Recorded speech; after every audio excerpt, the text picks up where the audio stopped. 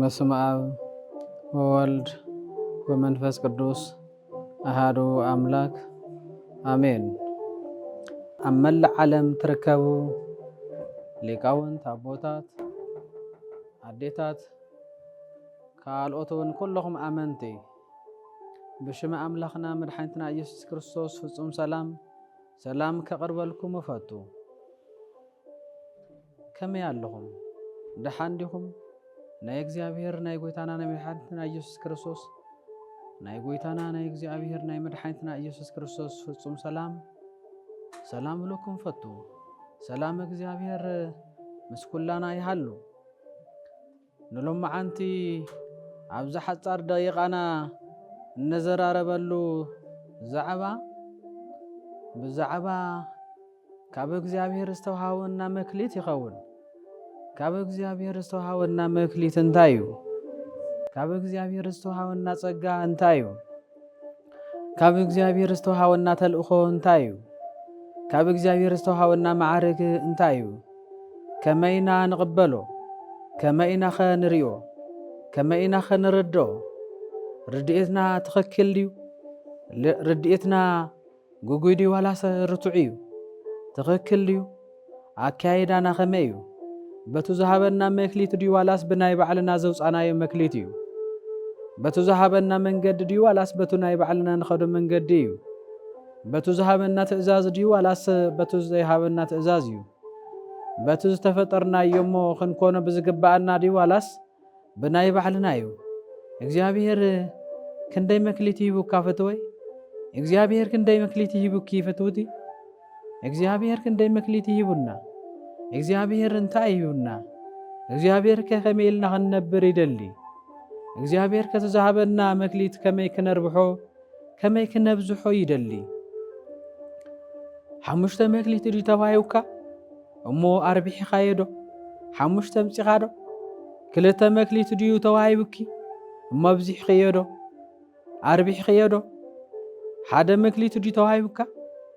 1 መክሊት ድዩ ተዋሂብኩም? ቀቢርኩምሞ ዲኹም? ኣጥፊእኩምሞ ዲኹም? ዘይዘራእኻዮ ተዓፅዲ ኢኻ ኢልኩምሞ ዲኹም? ንጎይታ ነቱ ዘለዓለና ነቱ ልዕል ዘበለና ነቱ ጸጋ ዝሃበና መክሊቱ ኣርቢሕናዮ ዲና? ኣብዚሕናዮ ዲና? እግዚአብሔር ንኸመይን ብኸመይን ክንነብር ከም ዘለና ከመይ ኣማዕሪጉን ኣጸቢቁን ኣወቂቡን ከም ዝፈጠረና ዶ ይርዳኣና? እወ ይርዳኣና እዩ፣ ይርዳኣኩም እዩ። እግዚአብሔር ከምቲ ቅዱስ ዮሐንስ ዝበለኮ እዩ። ቅዱስ ዮሐንስ እግዚአብሔር ናባና መጺኡ እንታይ ገይሩ እንታይ ክገብር ከም ዘለዎ ገሊጹ ነይሩ እዩ። ስለዚ እግዚአብሔር እንታይ ሂቡና መክሊት ራእይዎሞ 5 መክሊት ሂቡስ 5 ርቢሐ ምስ በለ እንታይ ድ ዝበሎ? ናብ ናይ ጎይታኻ ደስታ ኣተወ ኮይ ዝበሎ። ናብ ደስታ ናብ ዘለዓለማዊ ናብ ግዚያዊ ይኮነን።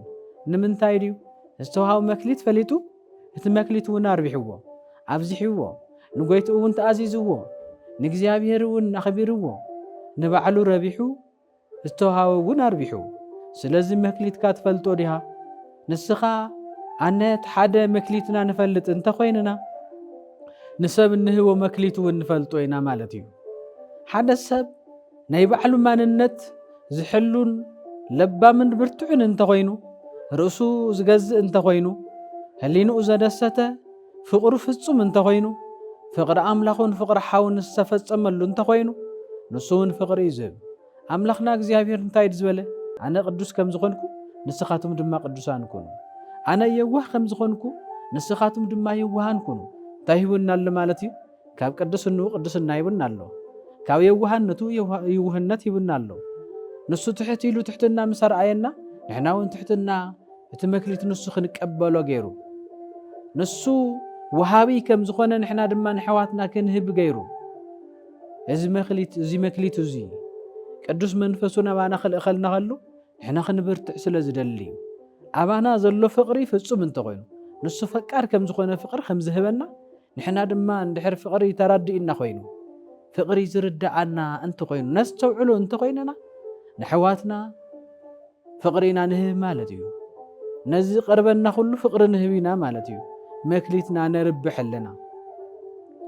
ከምተን 5 ደናግል لبام نخوننا لبامات نخوننا مالتي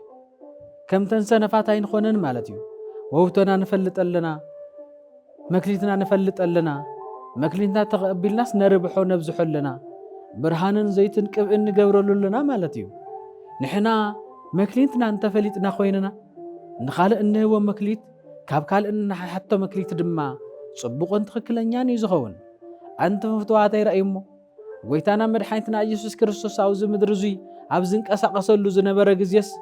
يوحنس بتعامي كم زفتوان كم زفكرون تفلتو يخو سلازي حدا معالتس قدوس يوحنس نغزيابير سلازفتو مكليتوون سلازفلت عم مدر زتحلالفو دما اتو صبقون اتو ملكوعن اتو تخكلنيان زخونه اي زغرب نيرو زي حق اي زارب نيرو زي تخكل يربحن نيرو ايبزحن نيرو كوتاس اتو صبق زخونه نسب تطقمو ነገር كيسسع ولا بهيوت انتخونه كمتي يوسف زبلو فرعون كحاتو خلو نأمال خت فرعون كجزا ايدلين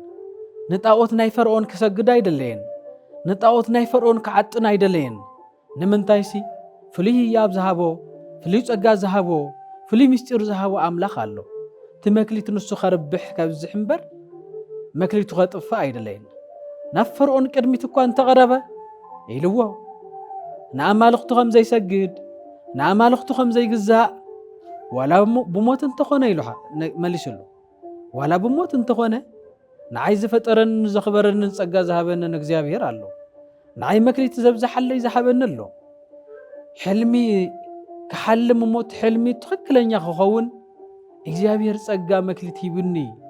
إلو ترديو مكليتو خبزحون كربحون قنوع عكايدون قنوع اتحساسون كبزحن كبرتعن امبر كبيرو خترف سلازيدله ولا بموت انت خونه انا እግዚአብሔር زيفتو او قدم እግዚአብሔር حماق كغبر يدلن يزبله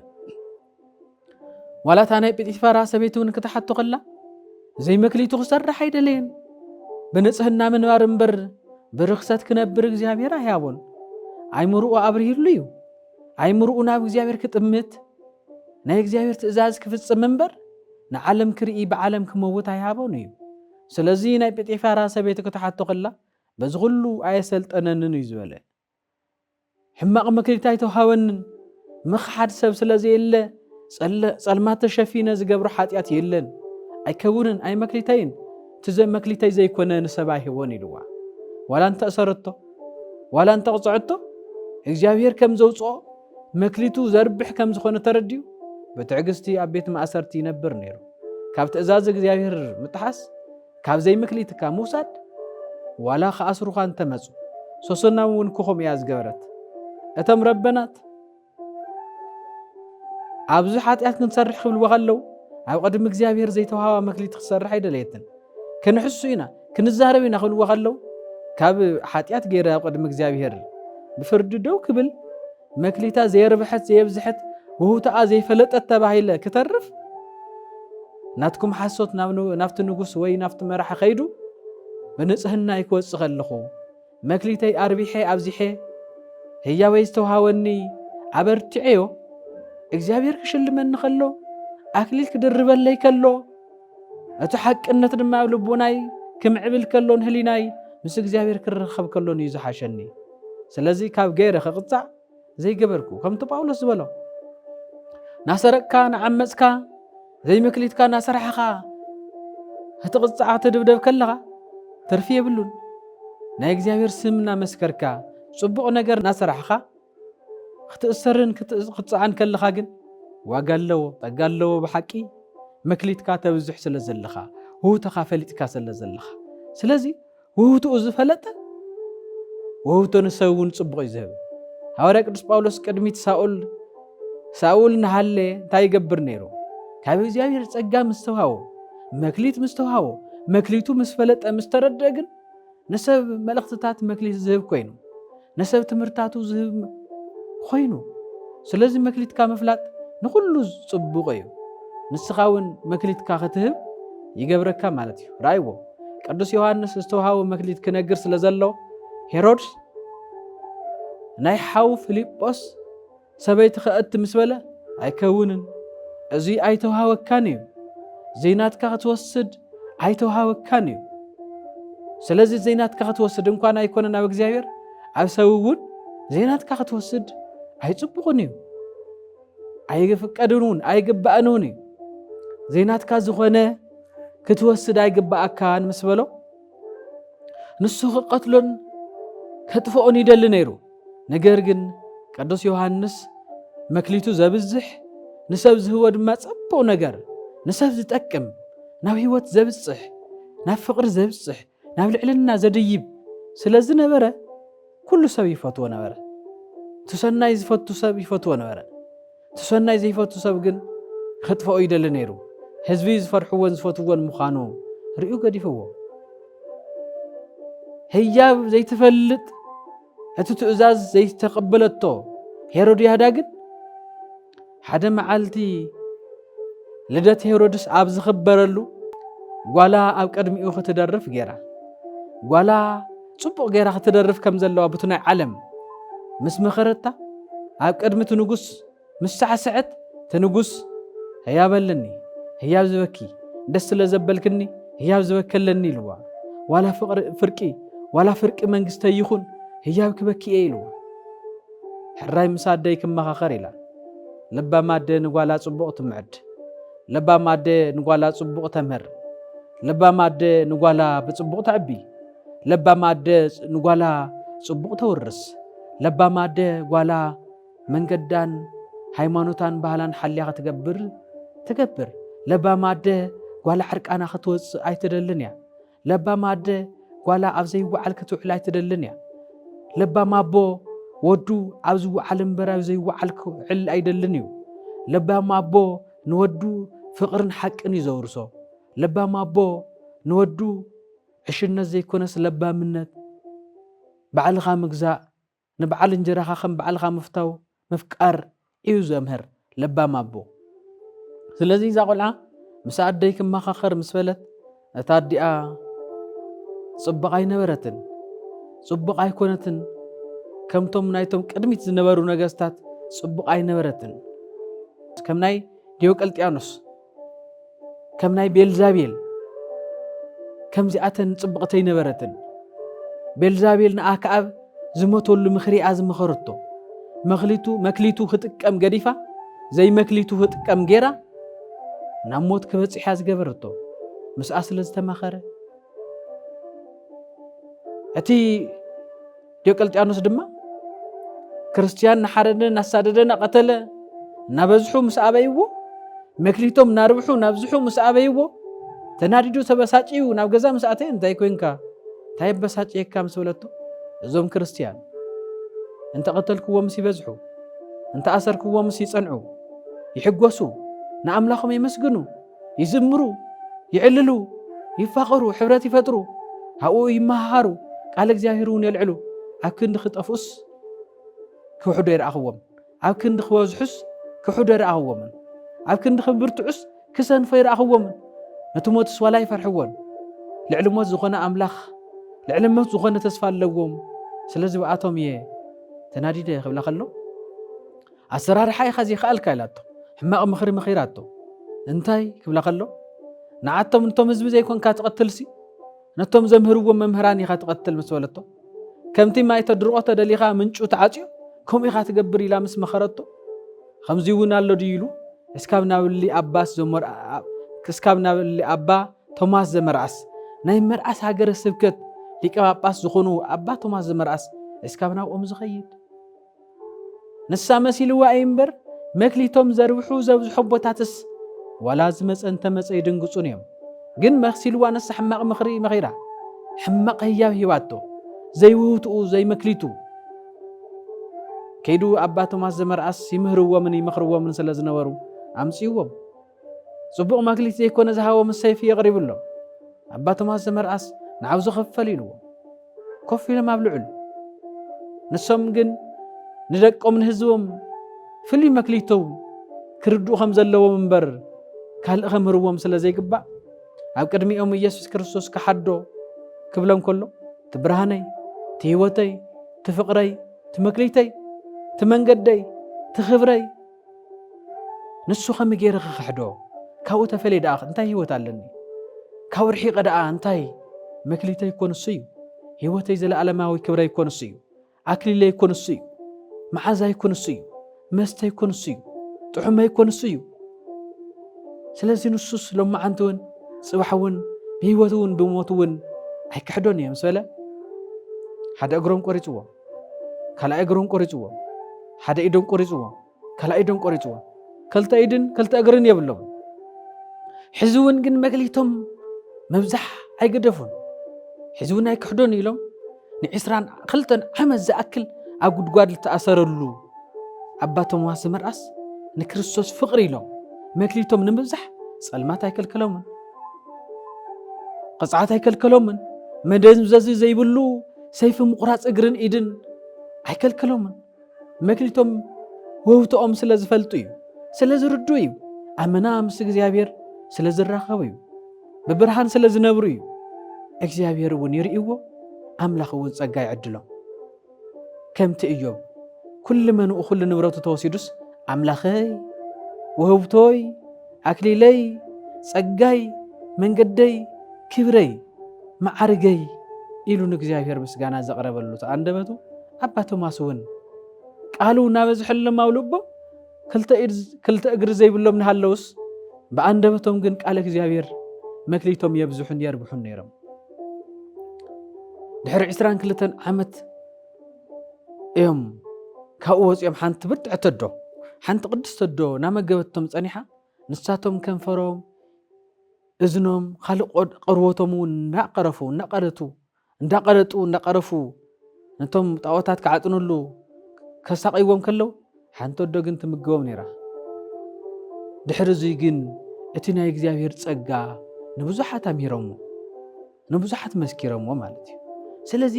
መክሊትካ ተርብሕ ተብዝሕ ከለኻ ንሱ ዝኾን መሲልዎ ነይሩ መክሊቶም ንዖም ብቻ ዘይኮነስ ነቶም ዘምህርዎም እውን ከብዝሑ እዮም ገይሮም ናዙይ ዘይተረድአት ሄሮድያዳ ድማ ንጓላ ደሪፋ መጽያ ንጉስ መክሊትክ ንጉስ ህያብ ክበኪሉኒ ንጉስ ህያብ ክበኪሉኒ ዋላ ፍርቂ መንግስተ ይኹን ህያብ ክበኪሉኒ ስለዚ እንታይ ይኽበሎ ዶ እንታይ ክገብር ትብላ ዘኸላ ኣይኮነን ሓደ ዘጸገመላ ንዓኣ ጸገም መሲሉ ዝተርኣያ መክሊት ከርብሒ የብዝሒ ካብ እግዚአብሔር ይትፈለይ ትእዛዘይ ተጣሓሲ ዝብላ በብመዓልቱ ድምፂ ዘስማዓ ካብ እግዚአብሔር ከይትፍለ መንፈሳዊ ህይወት ዝምግባ ሰብ ብጸጋማይ ሓሳባን ብጸጋማይ እዝናን ሰሚዓ ዘይተቐበለቶ ሰብ ኣሎ እሞ ምእንቲ ምንታይ ይመስለኩ ምእንቲ ጸጋ ክበዝሐላ ዶ ይመስለኩ ምእንቲ ምጽዋት ክትህብ ዶ ይመስለኩ ምእንቲ ናይ እግዚአብሔር መኣዲ ክትካፈል ዶ ይመስለኩ ምእንቲ ናይ እግዚአብሔር ክትቀርብ ዶ ይመስለኩ ምእንቲ ዝጠመየ ክትብልዕ ዶ ይመስለኩ ምእንቲ ዝዓረቀ ክትኸድን ዶ ይመስለኩ ምእንቲ ዝተጻልአቶ ክትዓርቕ ዶ ይመስለኩ ምእንቲ ዝጸመየ ክተስት ዶ ይመስለኩ ምእንቲ ዝተበላሸወ ህይወታ ክተስተኻኸል ዶ ይመስለኩ ጎይታዬ ካባኻ ርሒቐዮ ናባኻ ክምለስ ዶ ትብል ይመስለኩ ጎይታዬ መኣድኻ ናፊቐዮ ትብል ዶ ይመስለኩ ጎይታዬ ምዑዝ ዕጣንካ ናፊቐዮ ትብል ዶ ይመስለኩ ኣይኮነን ጎይታዬ ነፍሰይ ረሲሓ ናባኻ ክትቐርብ ትደልላ ዶ ትብል ይመስለኩም ኣይኮነን ናይ ምድሪ ዝሙት ናፊቓያ ናይ ምድሪ ሓጢኣት ናፊቓያ ብጸልማት ንበይና ገሳጽ ዘይብላ መሃሪ ዘይብላ ከም ድላያ ሓጢኣት ክትሰርሕ ዮሐንስ ክርሕቐላን እዩ ሓቂ ክርሕቐላን እዩ ንዓኣ ዝተርኣያ ኣይኮነን ዛጓለይ ህያብ ሃበኒ ትብል እዮማ እንታይ ክትብል እዩ ርእሲ ዮሐንስ ርእሲ ናይ ሰብ ቆሪጻስ ብሰላም ክትነብር ደም ሰብ ናይ ኣፍሲስካስ ብሰላም ትነብር ቃየል ረእዩ ኩሉ ግዜ ማሪኻ እዩ ንኣቤል ምስ ቀተሎ ሰላም ኮይኑ ዝነበረሉ ሓንቲ መዓልቲ ዋላ የለን ናይ ሰብ ገንዘብ ወሲዱ ብሰላም ዝነበረ ዝተመገበ ሰብ የለን ሕማም እዩ ሞት እዩ ኣይ መክሊትካን ኣይ ህያብካን ንስኻ ዝተዋሃወካ ሰላምን ሓልዮትን እዩ ርእሲ ዮሐንስ ቁሪጻስ ህያብ እዚኣ ተቐቢላ ዮሐንስ ግን ስለ ሓቂ ሞይቱ ስለ ህያው ሞይቱ ስለ ውውትኡ ስለ መክሊቱ ሞይቱ ብሓቂ እስካዕ መወዳእታ ፈጺሙ እቲኣ ከዓ ንሓጢኣት እስካዕ መወዳእታ ፈጺማቶ ኣይተጠቐሙም ኩሎም ጠፊኦም መክሊቶም ስለ ዘይፈለጡ أنت فتوي مكليت كان تايو تفلت أريها هو تخان تايو تفلت أريها كان رحيس كاسي نحاوكا ختسادد مكليت توايو كاديو كمن توايوكا من كم زفت أركا من كم زم عرقكا إذ كان إجرخان كم تهزن يو قرط خوص زجورو منيو بعلى غاديا إجرخا خيد زجورو نسخاريا منيو أتيجي تأجازي عدلكا أتكاماينت نهيوات النت تمليسة إذ حزنا يزلنا قرطي أكل سب حزنا خنكيد عيننا خرئي إذننا خسمع إدنا خدهسس عندبتنا خزارب زكبر እግዚአብሔር ኣብ ርእሱ ድማ ጸጋታት ዝማሬ ጸጋታት ትምህርቲ ጸጋታት ምስትውዓል ጸጋታት ህያብ ጸጋታት ህይወት ዝሃበ እግዚአብሔር በሰላምን በፍቅርን ክትነብር ዓለም ኣማዕሪጉ ቅድሚ ኣዳም ምፍጣሩስ ንምድሪ ኣጸቢቁ ኣወቂቡ ኣዝርእቲ ከይሰኣና ኣዝርእቲ ገይሩ ማያት ከይሰኣኑ ማያት ፈጢሩ ነፋሳት መተንፈስ ከይሰኣኑ ነፋሳት ፈጢሩ ብርሃናት ጸልማት ከይኹን ዓለም ብርሃናት ፈጢሩ ዝንቀሳቀሰሎም እንስሳታት ዝንሪኦም ዝንድነቀሎም ዕምበባታት ኣውጽልቲ ኩሎም ንዓና ደስ ዘብሉ ነገራት መሰሞቻቸወ ንዓና ፈጢሩ ስሙን መቅዳስን ክብሩን መውራስን መንታን ክንበቅዕ ፍሉይ ጸጋ ሂቡ ትእዛዝ ሓሉ መክሊት ካሓሉ ምሳይ ከዓ ንበር ኩሉ ግዜ ናተይ ድምፂ ይሰማዕኻ ናተይ ብርሃን ርአ ናብ ምድሪ ቆልሕ ከም ዘይንብል ንምድሪ ከም ዘይንፈትዋ ክንኸውን ብርሃን ዓዲሉና መስተውዓሊ ብርሃን ኢድና ናኡ ክዝርጋሕ አንደበትና ንስሙ ክጽውዕ ስለዚ አንተ መንእሰይ ላይፍ ኢልካ ትጽውዕ ዘለኻ ኣየናይ ላይፍ ይኸውን እተ ምድሪ ንዝብስብስ ስጋና እንገብሮ ላይፍ ድዩ ዋላስ እቲ ኣብ እግዚአብሔር ዝኸብር ኣካልና ንምምስትኽኻል እዩ ኣብ እግዚአብሔር ዝኸብር ኣካልና ንምስትኽኻል እንተኾይኑ እቶም ፍረ መንፈስ ቅዱስ ነፍሪ ኣብ ምድሪ ንዝኸውን እንተኾይኑ ግን ናይ ስጋ ፍረ እዩ ካብ እግዚአብሔር ዝፈሊ ነገር እዩ ምስ እግዚአብሔር ዘይራኸብ ነገር እዩ ብርሃን ዘይብሉ ምርኣይ ከም ዘየለ ዶ ይርዳእካ ብርሃን ከየለ ሓውካ ምርኣይ ትኽእልን ብርሃን ከየለ መንገድኻ ምርኣይ ትኽእልን ብርሃን ዘየለ ንብረትካ ቁሒትካ ኩሉ ምርኣይን መስራሕን መውፃእን ምውራድን ኣይትኽእልን ኢኻ ብርሃን እንተልዩ ግን ምርኣይ ትኽእል ኢኻ ክርስቶስ ፍጹም ምርኣይ ፍጹም ብርሃን ክኾነሎም ልደቀ መዛሙርቱስ ብርሃን ናሃለ ይስርሑ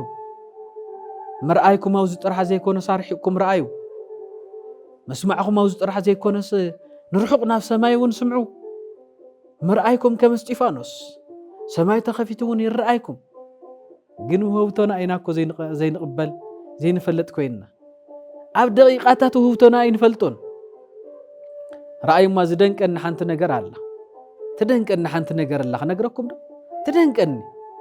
ሓንቲ ነገር ኣላ ትደንቀኒ ክነግረኩም ዶ ክርስቶስ ሓደ መዓልትስ ንደቀ መዛሙርቱ ኮይኑ ሕብስ ተበርኪቱ ኣብዚሑ ንህዝቢ ምሳበስ ቶም ደቀ መዛሙርቱ ክሰግሩ ኣዚዝዎም ንሱ ከዓ ናፍቲ እምባ ወፂኡ ጸሎት ኣቕሪቡ ድሕሪዚ ለይቲ በቲ ፍቅርቂ ለይቲ በቲ ዝባን ባሕሪ ገይሩ መፅዩ ኣብ ሽዑ ደቀ መዛሙርቱ ዓይኖም ኣይደልደለትን ነይራ ኣብ ሽዑ ደቀ መዛሙርቱ እዝኖም ኣይደልደለትን ነይራ እግሮም ኣይደልደለትን ነይራ ፈሪሖም ደንጊጾም መን ኢሎም ናይ ጎይታ ድምፅሲ ብጣዕሚ እያ ትገርም ኣነስ ብጣዕሚ እያ ትጥዕመኒ ኣነስ ብሓቂ እታ ድምፂ ንሳ ክሰምዓ ኩሉ ግዜ እየ ዝናፍቓ እንታይ ድያ ትብል ኣጆኹም ኣይትፍርሑ ከምታ ናይ ደብረ ታቦር እያ ኣንታ መንእሰይ ተስእ ትብል ድምፁ ኣልዓዛር ንሓ ትብል ድምፁ ኣንቲ ሰበይቲ ተፈወሲ ደሓኒ ዘኪዮስ ኣብ ገዛኻ ምድሓን ኮይኑ እዩ ንዓውረድካ ኦም ሰግላ ንክርስቶስ ብምሉእነት ትሪእየሉ ሰዓት በፅሒ እዩ ሓለቓ ሽፋቱ ዞ ሓለቓ ቀረፅቲ ዘይኮነስ ሓለቓ ፍቕሪ ሓለቓ ሰላም حلقاتهم كتكونيها زبل دمص زسمع اللاس حيزون عجوغو ما يتفرحوا زا دمص زي اب حنت غزي ان سب تصنع عجوغو ما يتفرحوا انا مسولم قط يلو لبو قط لبهم قط مسبله دمص بيتروس نا كريستوس እንደገና መጽ ጎይታዬ ንስኻ እንተ ኮይንካማ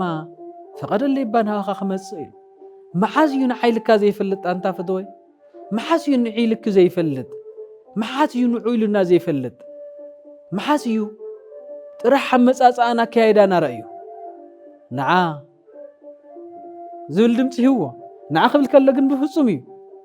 ዓይንኻ ይብርህ ክብል ከሎ ናይ ልብን ናይ ደገን ናይ ውሽጥን ይብራህ እዩ ዘለ እዝንኻ ይስማዕ ክብል ከሎ ናይ ሓደ እዝኒ ጥራሕ ኣይኮን ናይ ውሽጥን ናይ ደገን እዝኒ ልቦና እውን ይብራህ ኢድካ ይዘርጋሕ ክብል ከሎ ላኡውን ከም ዝርጋሕ እዩ እግርኻ ይሰጉም ተልዓል ካብ ዕርቃንካ ክዳን ተኸደና እግረይ ከፈል ክብል ከሎ ፍጹም ድሕነት እዩ ጸጋ መንፈስ ቅዱስ እውን አልቢሱ እዩ ዘልዕልዎ ንዓ ኢልዎ ንዓ ምስ ተባሃለ ትእዛዝ ሰሚዑ ናብ ክርስቶስ ናኸደና ሃለ ንዓ ዝበሎ ክርስቶስ ኣብ ቅድሚኡ ናሃለ ብዝባን ባሕሪ ናኸደ ናመፀ ናብኡ ናሃለ ነብሕርትን ንሰማያትን ኩሎም ዝእዝዝ ኣምላኽ እግዚአብሔር ናብኡ ናመፀ ናሃለስ ጴጥሮስ ነቲ ማዕበል ዘንቀሳቅስ ንፋስ ፈሪሑ ኣብ ውሽጢ ልቦኑ ጥርጥር ኣትዩ ጥርጥር ምሰእተ ብጥርጥር ኮይካ መክሊት ምርባሕ መብዛሕ ስለ ዘይከኣል ናብ ክርስቶስ ምኻድ ስለ ዘይከኣል ንውሽጢ ንመሬት ከኣቱ ናብ ባሕሪ ክጥሕል ጀሚሩ ጎይታዬ ጎይታዬ ዝብል ድምፂ ኣስሚዑ አንተ እምነት ጎደሎ ንምንታይ ኢኻ ትጠራጠር ኣብ ቤተ ክርስቲያን ከይድኻ ኣብ ቤተ ክርስቲያን ከይድና ንጎይታና ምስለመናየስ ኣይንጠራጠር ጠሚኒ ኢልካ ምስ ተዛረብካየስ ናብ ስራሕ ወፈር ዓሪቐ ምስ በልካየስ ክዳን እለም ክጽሊ ደልየ ምስ በልካየስ ልብኻ አንጽህ ቅንዕ በል ናብዚ ኣይትርአ እዝንኻ ብትኽክል ይስማዕ አንተ እምነት ጎደሎስ ከዓ ማእዝዩ ትጠራጠር ንምንታይ ኢኻ ትጠራጠር ኢሉ ሲሒብዎ ይኸው ኣብ ውሽጢ ሰከንድ እዩ ናኸደን ሃለየ ብዝባን ባሕሪ ተሂውዎስ ናብ ውሽጢ ባሕሪ ከኣቱ ዝጀመረ ፈትወይ መክሊት እዙይ ንኹለና እዩ ብዝባን ባሕሪ ምኻድ ንኹለና እዩ ብዝባን ነፋስ ምኻድ ንኹለና እዩ ቃላት መንፈስ ቅዱስ ምዝራብ ንኹለና እዩ ኮታስ መክሊትና መርባሕን መብዛሕናትና ይኹን ኣብ ዝኾነ ቦታ ይኹን ዘለኹም ናይ እግዚአብሔር ደቂ ኩሉ ግዜ ዝተዋሃበኩም መክሊት ክረብሕን ክበዝሕን እምበር ኣነኮ ደካማ እየ ኣነኮ ሓጢአተኛ እየ እንዳበልካ ንታሕቲ ኣይትውረድ ተመለስ እሞ እቲ ኩሉ ዝህብ ጎይታ እግዚአብሔር ማርያም መግደላዊት ተመልከት እያ ማርያም መግደላዊት ከመይ ከም ዝገበረታ ብመልክዓ ትምካሕ ንዓይ ዝመስል የለን ኢላ ናታ ድምፂ ጥራሕ ክስማዕ ትደሊ بسوونتا تمكح زنبر السبيع دمس እግዚአብሔር ምስ ሰምዐት መክሊት ምስተዋዋግን ፍጹም ወላ ሓደ ናይ ምድሪ ድምጽ ሰምዓሉ እዝነይ ነበራ መክሊታ አርቢሓ ንውሽጥ ልባ ድምጹ ምስነኸ ካብ ዓይና ነብዓት መፍሳስ ጀሚሩ አንተም ፈትዋተ አካልካ ከይተወቅዐ ዓይንኻ ይነብዕ ድዩ አካልካ ከይተወቅዐ ደምካ ይወጽእ ድዩ ኣይወጽን ናይ ክርስቶስ ቃልውን ላው ልቦናና አትዩ ንልቦናና ክትንክፈ ከሎ እዩ ድሕሪኡ ስለ ፍቅሩ ዝነብዕ ፍቅሩ ጥዑም እዩ ስለዚኣ ክትሰምዕዋ ተስተዕልዋ ደልየ እዚኣ ክነግረኩም ዝበልኩኹም ስለዚ እግዚአብሔር አምላኽና ፍሉይ ህያብን ፍሉይ ውህብቶን ሂቡና ኣሎ